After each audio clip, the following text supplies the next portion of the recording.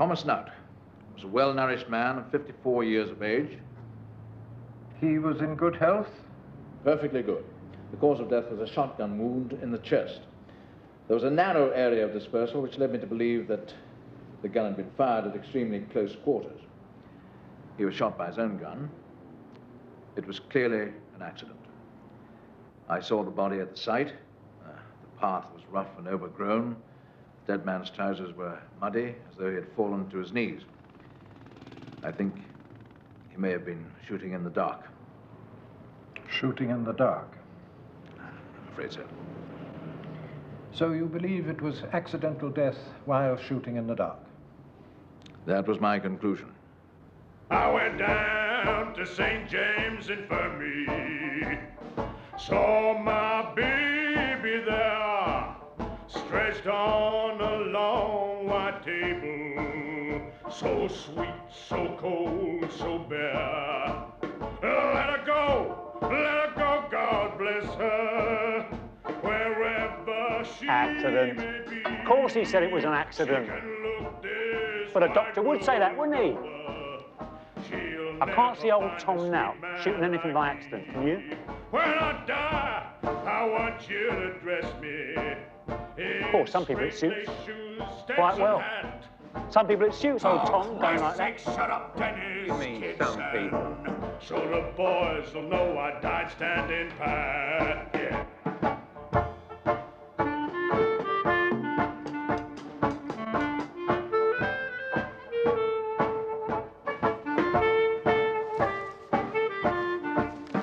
We're entitled to a place of our own.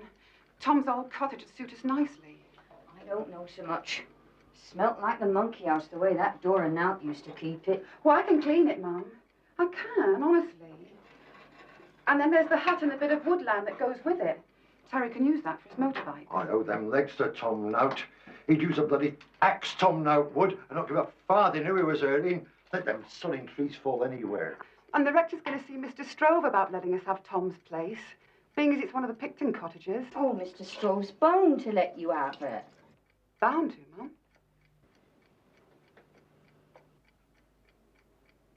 Well, you being local and having walked out for 6 years. Well, we've all got to get up in the morning.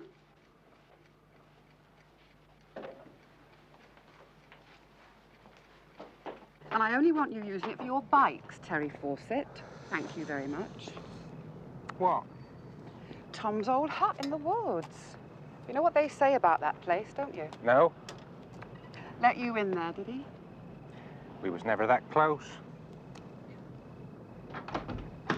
Glenys, I'm locking up now, Glenys. I'm 26 years old. When is she going to stop treating me like a child? When we get Tom Nout's cottage.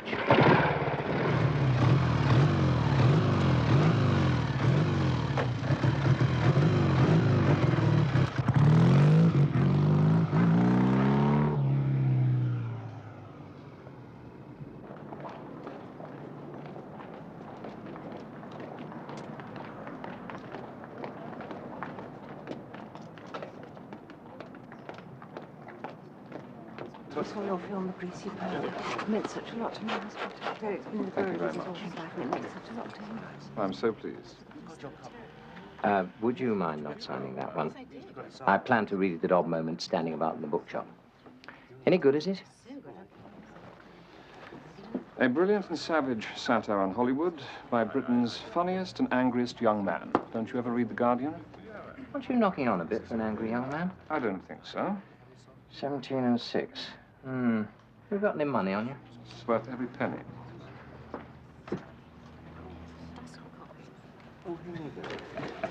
I assume you'll be coming over to the rectory for dinner. I'll tell the parents they'll kill the fatted calf or something. Oh, Henry? Tom Nout's dead. He is one. Very strong. That's never a photograph of you. I'm afraid so.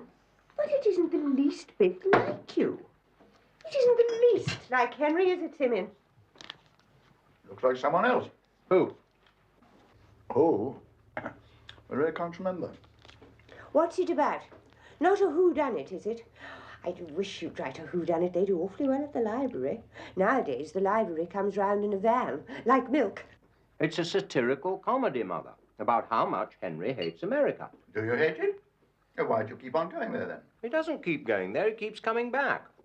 Anyway, those ghastly film people. Agnes and I were being bored by one at lunch. You know the sort of lunches they have there, 3-story sandwiches and lethal cocktails and iced water.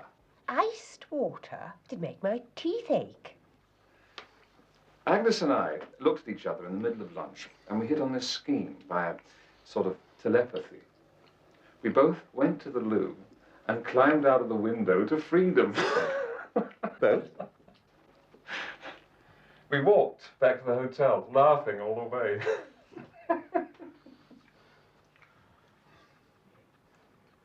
You just don't walk in Hollywood. Huh? No one walks in Hollywood. Oh. It's a sort of blasphemy. The poor man who was buying you lunch. Well, Benjamin K. Bugloss isn't poor at all. He draws the most enormous expenses. Did he ever speak to you again? The next morning, he said it was a fun lunch. He sounds some sort of saint, your Mr. Bugloss. Well, we'll just have to do without, won't we? That's it. All right. Good night, Bob. Sleep well. Sleep tight.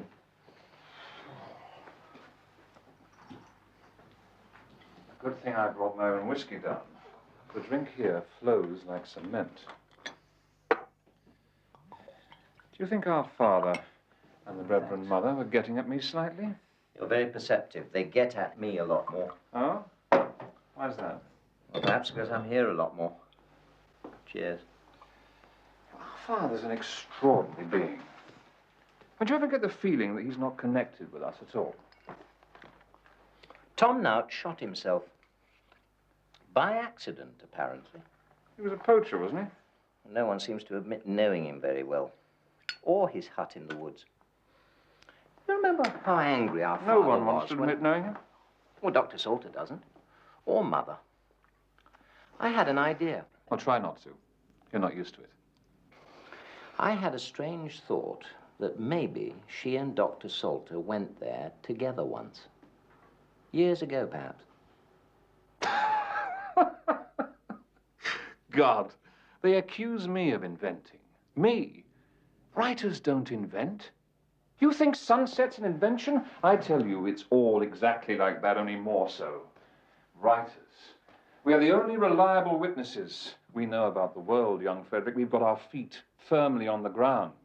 But people like you, doctors, lawyers, middle-class professional men, you go about in a sort of a dream. You live in a world of fantasy. Is it because your lives are so dull you have to invent some mysterious secret about our family? I don't suppose we'll ever know now. Now? Now old Tom's dead. Shall I give Agnes your love? How is she? Motherhood suits her. Yeah. She still has that extraordinary ability to make a person feel vaguely corrupt. I wonder how she manages to do that.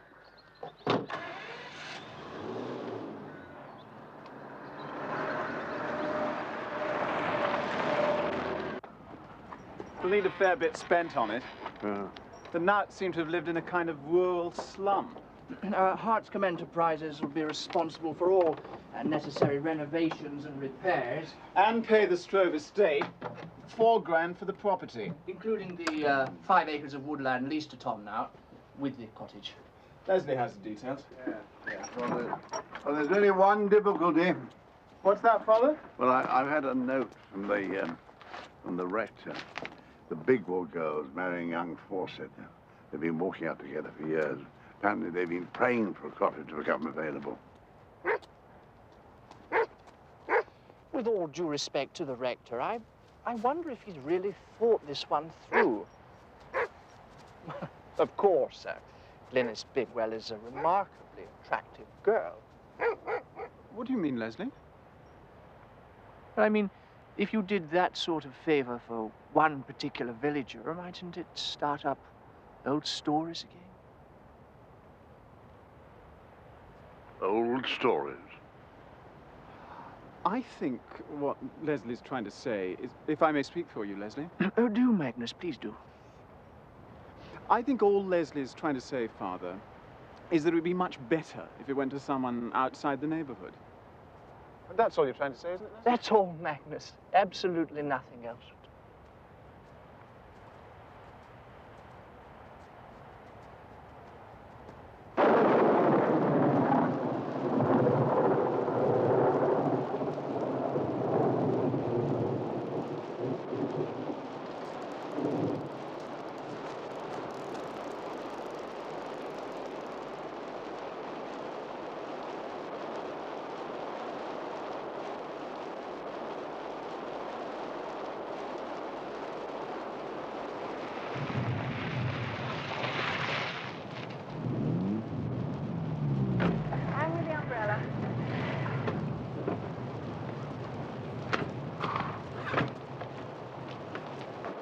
Get back in the car, kid. Keep driving. For goodness sake, use your brain.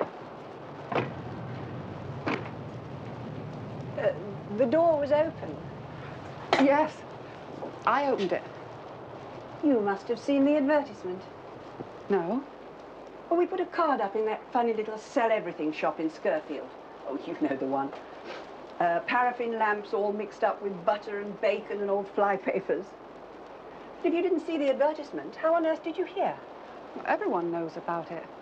Now Tom's passed over. Of course. News travels fast in this little community. Well, we're delighted to see you, however you got here.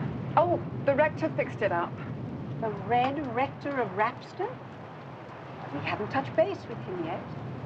We hear he's perfectly charming in spite of his funny politics. So, he suggested you came along. Well, he wrote a letter to Mr. Strove, and I think that'll do the trick. I must say it's extremely thoughtful of them all. Well, that's my husband, by the way. Everybody calls him Mally. I do hope you will, too. Why? Well, his name's Mallard Green, but everybody at the BBC calls him Mally. We were hoping to have a picnic in the garden, but I think we'd better take it all inside. Oh. Well, I suppose that's all right. Thank you. I mean, I shouldn't really be here myself. It's not all signed and sealed yet. But I couldn't resist coming in and making a bit of a start. It is most tremendously keen of you, and I know we'll get on like a house on fire. I saw your bicycle outside. How many hours do you think you'll be able to get up here? But I'm going to be here all the time. All the time? We weren't thinking of anyone living in. Living? Of course we're living in. Me and Terry. It's going to be our cottage, isn't it?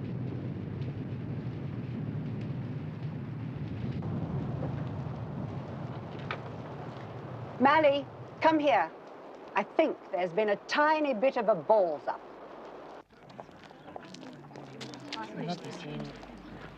I did not come here to be told. I cannot do what I like with my own property. Well, of course you can't. Not? You can't turn it into a brothel, for instance, or a torture chamber, or use it as headquarters for armed robbery. A brothel? It is to be converted by a Mr. and Mrs. Mallard Green, and he works for the television. Oh, I hadn't thought of any use as immoral as that. Now, look, Simcox, if I promise not to baptize infants or to preach at the Harvest Festival, if I take my Bible oath never to visit the sick, will you do me a favor?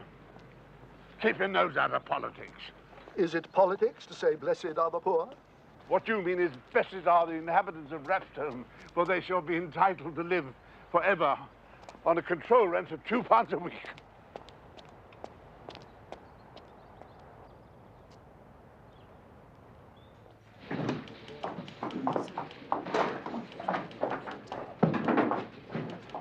Excuse me, I'll check it out. You must understand, Mr. Strove is entitled to do as he likes with his cottage. From what I understand, it needs a hefty sum to make it habitable. Something you wouldn't be able to afford, I understand. And we wouldn't want to see you in substandard accommodation, would we? In a few years, there'll be the lovely new flats in Westfield. Very suitable. Oh, shit, my records! My records! Mr. Fawcett.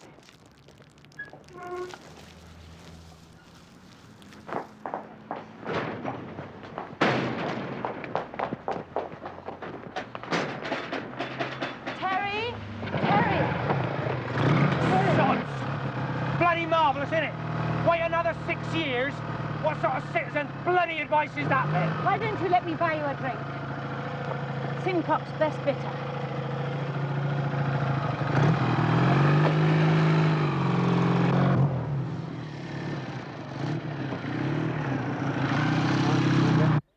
Yeah. No problem about planning permission to extend the old cottage? Absolutely not.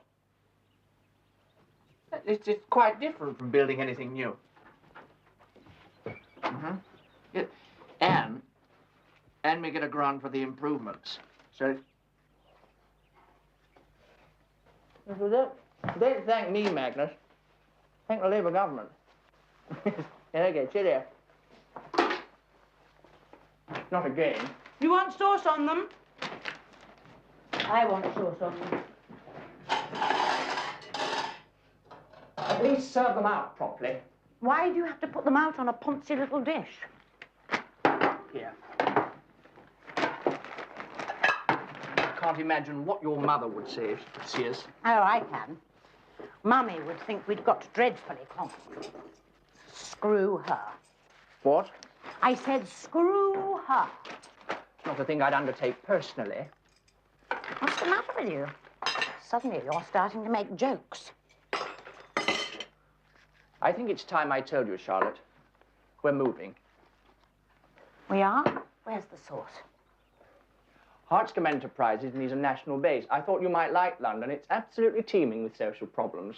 I can't see how I can leave Terry Fawcett. There's a plan for new flats in Worsfield. They don't want Worsfield. They want Rapstone. They both grew up in the village. Why should they move to bloody Worsfield? Upward mobility. Upper bloody Tower Block, you mean, in about 10 years' time? Anyway, there's not much I can do about Terry Fawcett yet. What do you mean, yet? Well, for that sort of problem, he'd go to his local MP. Napkins.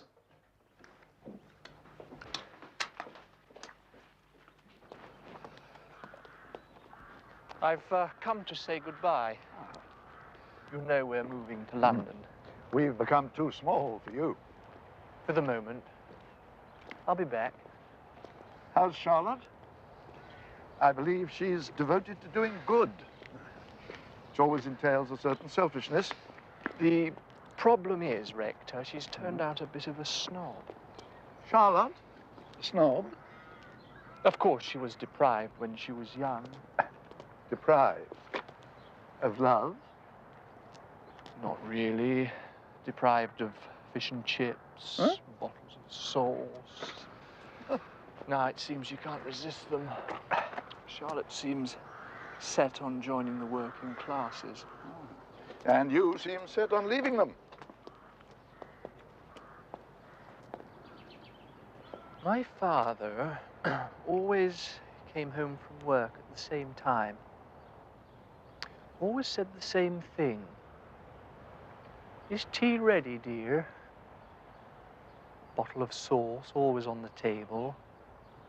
When it was over, he said the same thing. Very tasty, dear.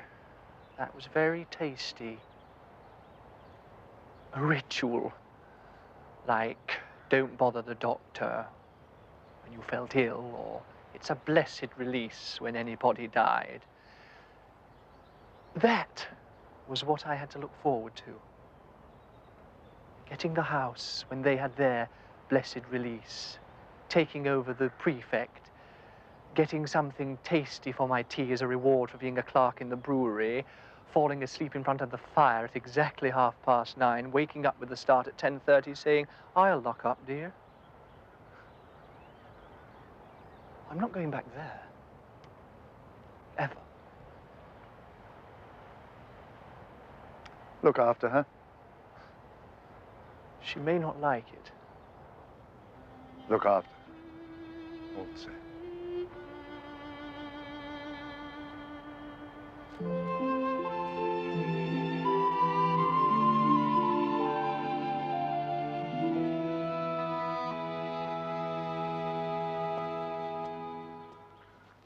Daddy? Charlie. Daddy? cottage now it's going to be empty. Who? Terry Fawcett in Glennis. Is that the new feed? Yes, sir. Poor Terry. He's been charged with criminal damage to the filing system. But, Charlie... It's all been done up. It'll suit them far better than Tom Nout's, really. Didn't you know? Know what? You bought that cottage. I did. Leslie bought it. I thought it might give you both a little security. I understand he's selling it now to get a place for you in London. I have an uneasy feeling he made a handsome profit. The sale was through an organization called Hartscombe Enterprises. Really, Charlie? Doesn't your husband tell you anything?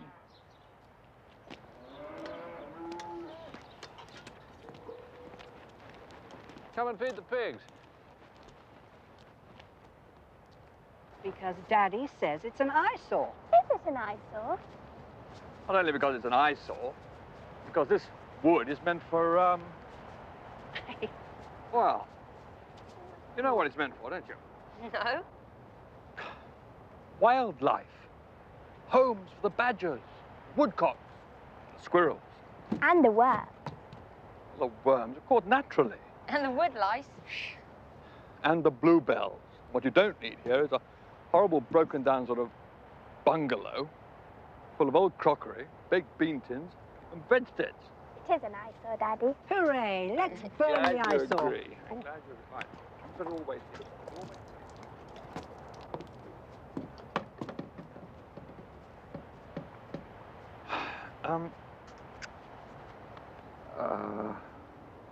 Would you let me? I would rather like to. Thank you.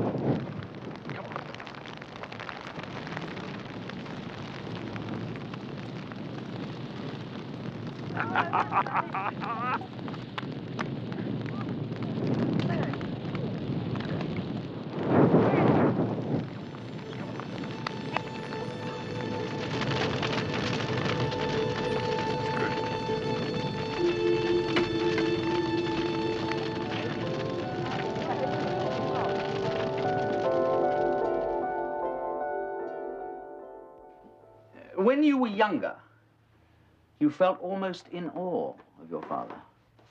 As time went by? Well, you know how it is. I suppose I came to resent him. In a way, I began to feel that he was always getting at me. I always got the feeling sometimes that we were not related. Not related? Well, my brother Frederick once had this idea that my mother may have indulged in some sort of... Well, I really don't know what Frederick was driving at. Perhaps that there was some sort of mystery about our birth, his or mine. I really don't know. We need not speculate, Mr. Henry Simcox, about what your brother was driving at. No. Let others speculate, if they feel so inclined. Because if by any chance you or your brother were not the legal children of the deceased rector, we might get the one thing we do not require in this case. A rational explanation of the last will of Simeon Simcox. That is the most terrible expression. I tell you what I'd do. I'd go around the hospital wards, stripping off those frowsy bedclothes, and tell the punters to go out and see what a decent day's hunting would do for them. Bed rest, sick rooms, isolation wards. I mean, what is all that except a slow and tedious introduction to death? I tell your patients to keep upright at all costs. Now, teach them to live on their feet. And if they want to die, I mean, get it over. Quickly, in silence, die standing up like a horse. You know, he's not a lecturer. No, he's a GP. God help his patients. There's another thing. Check-ups. That's what you're taught to do nowadays. take hold of the customer by the scruff of the neck and subject him to a minute medical examination in the faint hope of finding some fatal disease. Well, naturally, the poor victim feels embarrassed unless he can produce some sort of interesting complaint in order to entertain the doctor. No. Let us drink to the damnation of bed rest and check out. Let us raise our glasses, gentlemen, and ladies also, to good health, coupled with the name of Dr. Frederick Simcox, soon to be the best part of Salter and Simcox, Well done, Fred. witch doctors and medicine men of Hartscombe in the county of... Fred? Tide has gone down in my glass. Hang on. Did you say partners? Oh, for God's sake, Cocky, what else do you think I've been waiting for all these long years? I thought you'd never qualify. Is there a doctor in the house? Did you invite her? And did you want to hear? Your moment of triumph? Fred? Agnes? Hello, Father. You got enough to drink? Momentarily. Hello, Fred. Is this really where you live? I, too, was intended for the medical profession. It was my mother's dream. Enjoy. That's very good of you. Think nothing of it. You know Mrs. Wickstead, of course. Yes, we met. I'll open this. Well, I must say, you've got a wonderful view of the back of Battersea Power Station. Haven't I? Congratulations, Fred. Thank you, Henry. Help yourself to a drink, but don't touch that, it's salters. Really? Get out, yeah. Dull as ditch water. Excuse me. Glad you came. My father told me to. Warm light ale and soggy crisps. Absolutely my favorite. You brought bugloss. I thought Henry insulted him in the wrong side of Sunset Boulevard. Oh, we did. Bugloss wants to buy it for the movies. The ruder he tries to be, the more Bugloss seems to like it. It's very depressing for Henry. I suppose I ought to have said congratulations. Well, Salter and Simcox. You really merged into him now, haven't you? What does your father say when he marries people? One flesh? that's absolute rubbish. No, it's not. You'll do the same things, know the same things.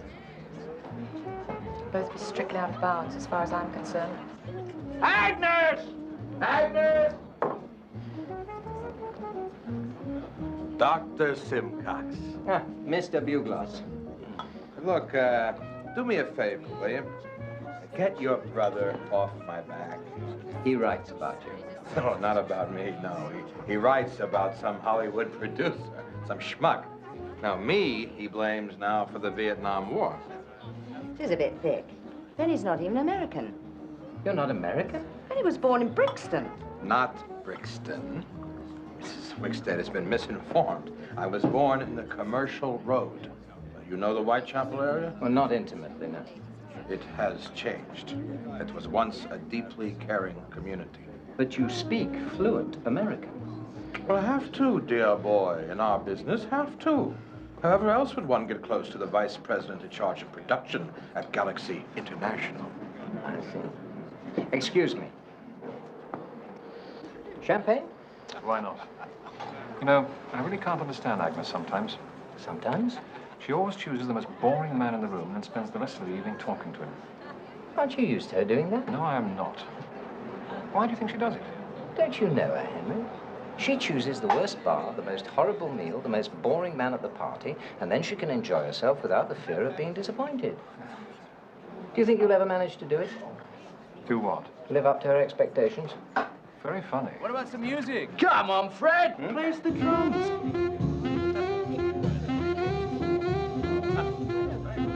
Apologies to Charlie Parker. All right.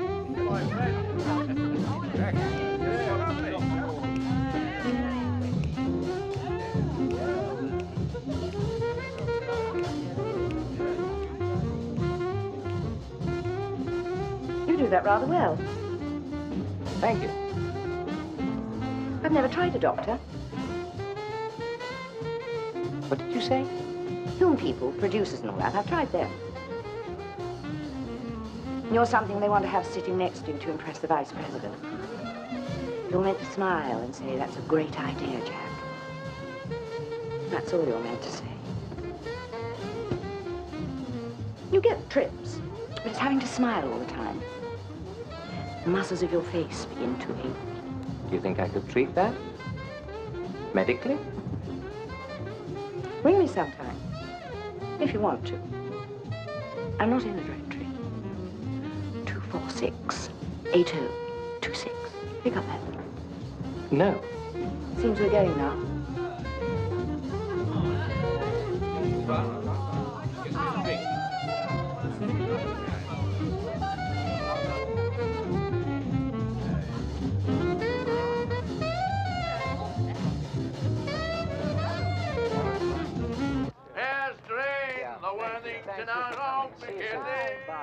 And the whiskey fumes are off my brain, off my brain.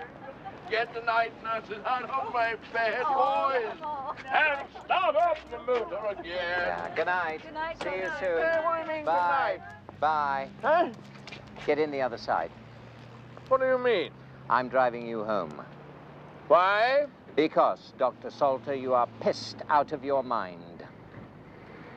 So early in your career, Dr. Simcox, and you have come to a completely accurate diagnosis. Bye. See you soon. 246-806. No, that's not right. Ah.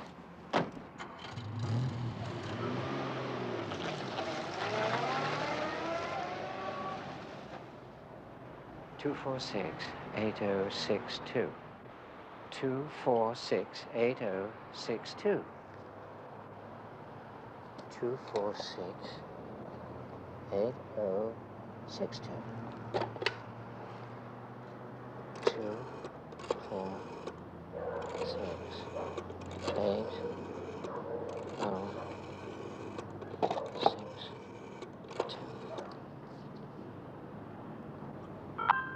United Meat Board.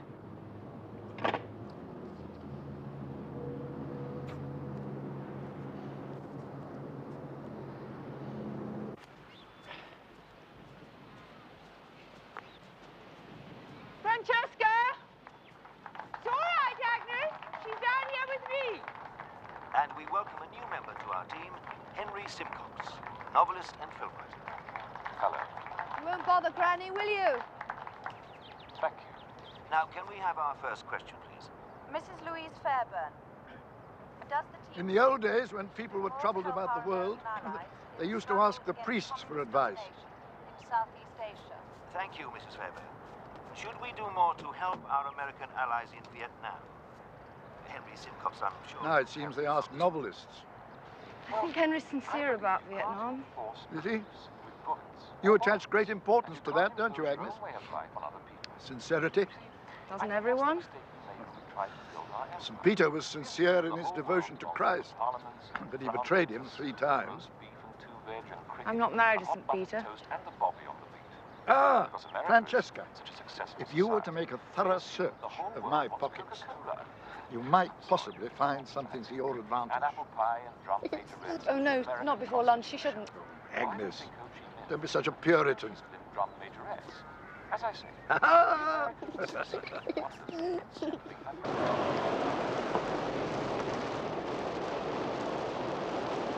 The chest feels terribly tightened and aching, and I get this awful feeling of doom. Are you taking anything for it? What do you suggest? I'm not sure I've diagnosed the trouble as yet. The trouble? Look out there. That's the trouble. It's so green and quiet. And it's always bloody raining. Well, that's England. I'm afraid we haven't got a cure for that. He's up at 6 every morning and off to the station. God knows what he gets up to at the television centre. Screwing his secretary, most likely. He's exhausted enough when he comes home, so he picks at his bloody dinner. Well, he probably buys her the entire sweet trolley at Bertorelli's. And then he obliges me by falling asleep in front of the television. Loneliness, Dr. Simcox. I'm dying of creeping loneliness.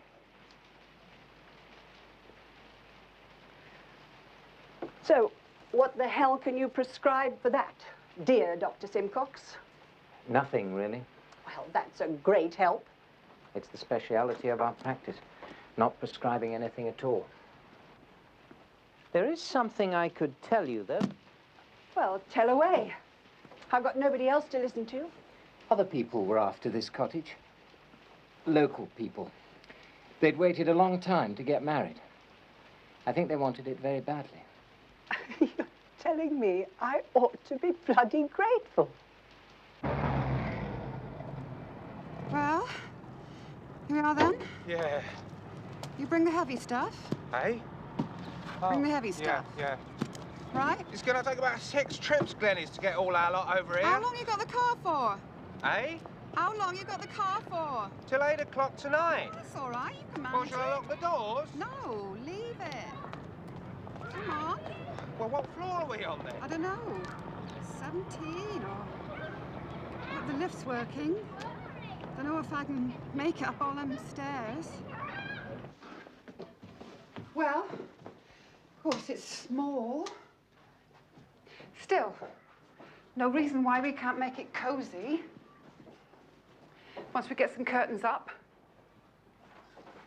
I expect they let you put the pram out there. It's a good place to put a pram out. When it's older, it can play down there. There's quite an area of grass down there, Terry. Well, it'll be quite safe playing down there, and I can keep an eye on it from up here, up by the kitchen window. Well, I don't suppose it'd take long to get down in the lift if something happened. Well, so long as the lift wasn't stuck.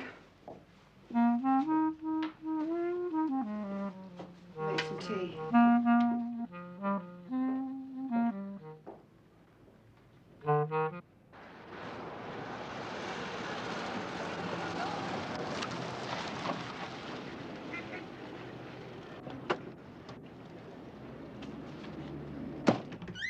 Lab test reports. Oh, yes. Mrs. Shelley is in the clear. Oh, that's very good. Now, this weekend. Oh, yes, I was going to talk to you about this weekend. Were you? I've got... Well, a friend of mine's coming down from London. I rather think I shall have to go hunting this weekend. Oh, well, in that case. Yes, I feel the time has come for a brisk ride to hounds. Oh, don't worry, though, Lecoq. Young Hardison can look after the shop.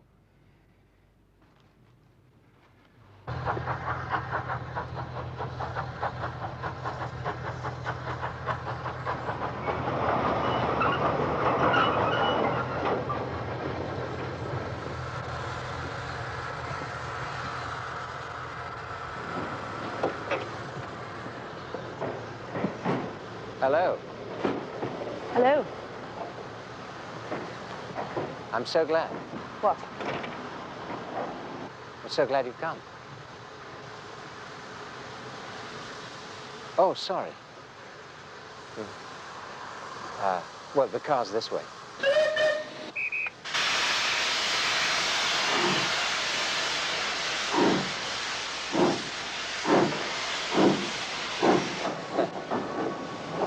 There. Thank you.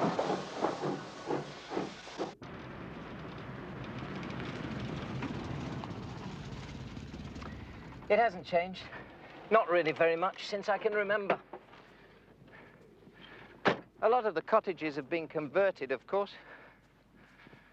And the summers don't seem so hot. Skirfield's over in that direction. We regard that as foreign country.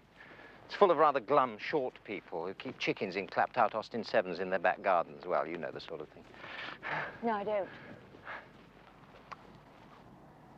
What do you think? Cold. Let me show you the church.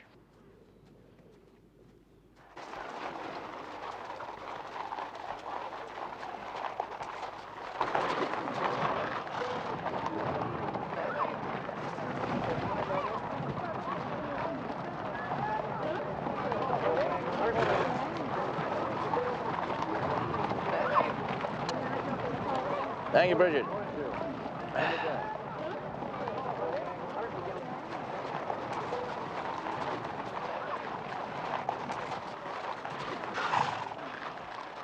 Morning, Salter. Oh, good morning, Sir Nicholas. Going far? As far as I can. Well, you've got a good day for it. Did you leave that prescription where I asked you to? Oh, yes. Pick it up any time you want.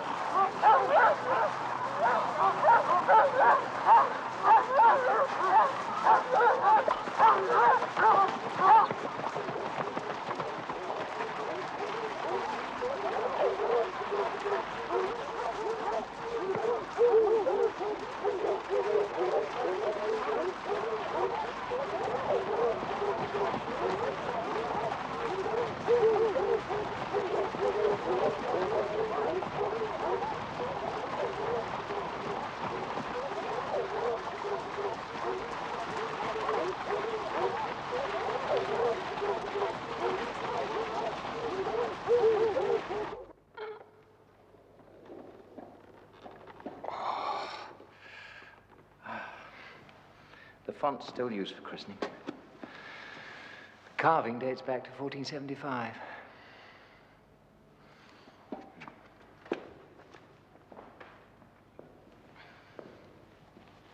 The church was built basically in the mid-15th century. Of course, it's changed a lot over the years.